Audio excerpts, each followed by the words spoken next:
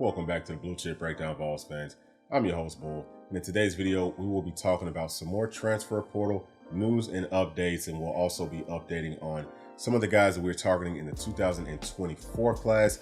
First thing that I wanted to do was put up some of the signing day dates right here for y'all to see, what we are expecting on a timeline for when these guys will be signing. And I also wanted to show you what the transfer portal dates look like for football so that we can have a good understanding of how much time the guys that are in the portal have to commit to a team. Now, with all that being said, I want to start off on that defensive line, okay? We've talked a lot about this team going out into the transfer portal and trying to target some guys that would fit what Tyler Barron brought to this football team, okay? So Fidel Diggs is one of the guys that we said could almost do it to a T and maybe even at a little bit of a higher level. It sounds like Coach Garner is going to be visiting him today, okay? And we're trying to get him up on campus for a visit at some point, maybe this week or this weekend. So we'll see how all of that goes. I think that that's really good news. We're kind of still in the fight with him. As we talked about yesterday, it's going to come down between us and probably Syracuse to land Fidel. And we are actually in a battle with Syracuse for another player in the 2024 class, and that is Murad Watson, okay? He is 6'3", 285 pounds. He is also from New Jersey, very similar to Fidel Diggs. And this is a guy that was committed to Kent State, and he's opened it back up, okay? He's gotten a lot of offers since his senior film came out. He looks really, really good on film, okay? Y'all can see it right here. He looks like a guy that could plug in and be more of a true defensive tackle. That's exactly what we need, especially in this 2024 class. We're going to be losing a lot of bodies next season. We've talked about this several times. This is a guy that I think could actually come in and potentially get some playing time this season. Now, he does play in New Jersey, so their leagues up there are kind of hit or miss on what the talent level is like. So some of them are going to be really good and some of them aren't going to be so great. I'm not sure what type of a league that he is playing in, but if you just look at him on an individual basis, you can tell that he's got the size and the speed and the burst and everything else to be a very, very good defensive tackle. Not only, I think, in the run game, but also as a pass rusher. He looks phenomenal on this film. So I'm excited to see what's going to happen with him. Now, he will be coming on a visit to Tennessee this weekend, okay? Coach Heupel and Coach Banks were able to visit with him earlier in the week. And, we were able to entice him to give us an official visit. And I think we've got a pretty solid chance of being able to land him. As we said, him being from up north, being from that East Coast, right, with all that snow, a lot of times those guys want to get away from that. Syracuse, you're going towards a whole lot more snow. So it'll be very, very interesting to see if, Syracuse can pull this one off. Now, they've got two guys that are absolute studs at recruiting, okay? It's like two of the best recruiters in the entire country. So, I think that we can win it out. We'll see how this visit goes, but that's definitely one that I'm keeping a very, very close eye on. Now let's shift gears to the secondary. All right, there is a guy that I have not talked about on this channel yet in the 2024 class, and his name is Jaren Sensabaugh. All right, he's a cornerback. He's from Innsworth, and he was committed to Vanderbilt, but he has since opened it back up, okay? Right now, it sounds like it's going to be between us and Mizzou. He visited us last weekend. Sounds like he really, really enjoyed his visit. After his visit with us, there were some crystal balls on 24/7 Sports that projected Jaren to come to Tennessee. I think that he grew up as a Tennessee fan, and I think that we do have a slight edge, but Missouri is a team that he's going to be visiting this weekend, and they were in on him first. So how much is that going to, make a impact on what he decides to do ultimately? Not quite sure, but he comes from a great long lineage of really good football players, from the NFL to the college levels. There's a lot of guys in his family that did it at a very high level. He's got the ideal length. Okay, he's got good hips. You can tell he's got good technique, and he's a very well-spoken young man as well. I think that if we can get him into the system, he fits the mold of what we talked about with getting more athletic at the cornerback position especially, but in the secondary as a whole, and being able to play more man-to-man coverage. That's what football is really going to. And if you want to be able to win championships, I think that you've got to have some guys on the outside that can play man-to-man coverage, and I feel like he definitely fits that mold. So we'll be looking out to see what he's going to do probably within the next week or so. All right, so the next cornerback is Dramod McCoy. All right, so he is a cornerback. He's a true freshman from Oregon State. He will transfer in as a sophomore. He's about 6 feet tall, 180 pounds. I watched some of his film I really like him. I like what he's doing in coverage. He's got great hips. He's good in and out of his breaks. He's willing to come up and make tackles. It's something that this coaching staff obviously covets a lot. We've seen that with every single player that they've targeted so far on this list. But, you know, he has offers from everybody. As soon as he entered into the transfer portal, everybody came calling. So we've got a lot of competition. All right, he is visiting us today. We'll see how that goes. But, you know, Oregon is one of those teams that is in on him.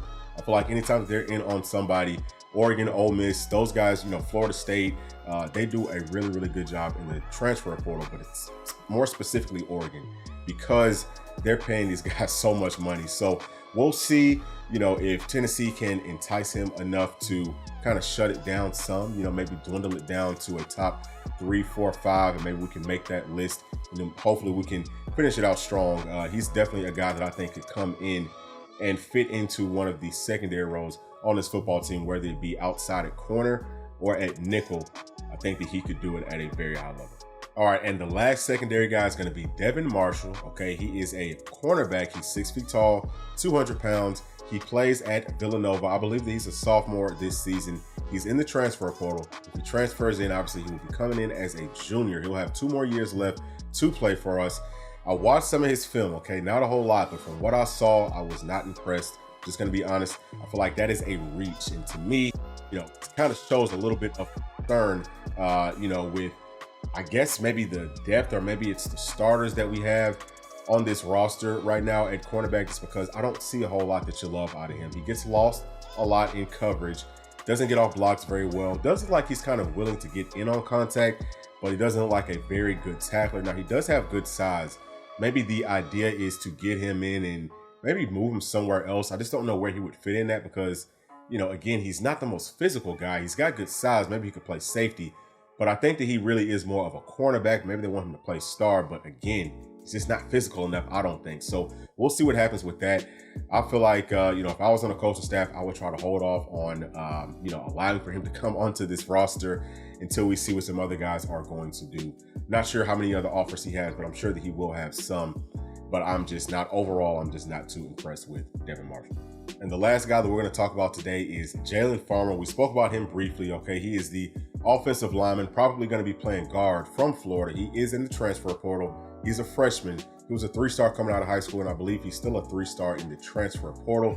Did not play much, if at all, for Florida, but, you know, he is a pretty solid player, and obviously we've talked a lot about who is going to fill that left guard position for us, especially, you know, if you get Cooper Mays back and then you get Spraggs back as well.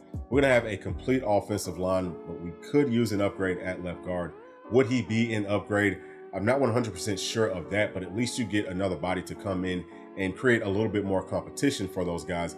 I would also, you know, it's like as a side note, like to see us create some competition for Gerald Mincey over there at tackle. We'll see if Dane Davis can give him a push if Dane Davis does decide to come back. But Jalen Farmer is going to be visiting Tennessee at some point either this week or this weekend. So I think that that is good news for the Vols. Again, we are targeting the needs that we're seeing on this team, and it's good that the staff is seeing those same needs.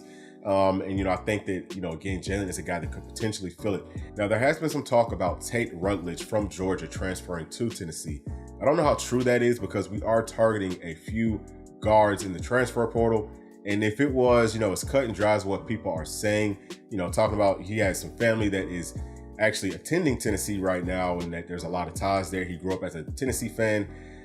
So, you know, maybe, you know, there is an outside possibility that we could land him, but just judging off of all the offers that we have out there to other guard type, you know, bodies, I don't think there's a whole lot of truth to that one. So we'll keep a close eye out on that as well. And the last thing that I want to talk about was Walter Nolan. I have, you know, kind of heard where Steve Wiltfong, and for those of you who don't know, Steve Wiltfong is an analyst for 24/7 Sports, and he puts in crystal ball predictions for high school players and for, you know, college transfers, things like that. He has not put a crystal ball in for Walter Nolan, but he has kind of said that he thinks that we are one of the teams to beat, and that, you know, he likes our chances and he likes our odds. But the thing about it is he said the same thing about Jordan Seaton right before Jordan Seaton announced, and obviously we saw how that went. I have not seen where Walter Nolan is going to be visiting Tennessee. Now, I have seen where he's visiting Oregon. He's about to go visit Ole Miss. To me, those are the two front runners. Sounds like he wants to get paid. And, you know, I know that Tennessee can pay, but it seems like Oregon and Ole Miss, especially in that transfer portal, are two of the teams that are a lot more willing to pay. Seems like they've got a little bit more money, you know, dedicated to the transfer portal. And I'm not too mad if we don't pick him up because, again, it sounds like we are targeting some good guys on that defensive front in this transfer portal and in the 2024 class. We just got to kind of close out on some of these guys, but we will keep y'all up to date as more news comes in. And as always, thank y'all so much for tuning in. Please make sure to like, subscribe, hit that notification bell. We'll see y'all in the next one. Thanks. Peace.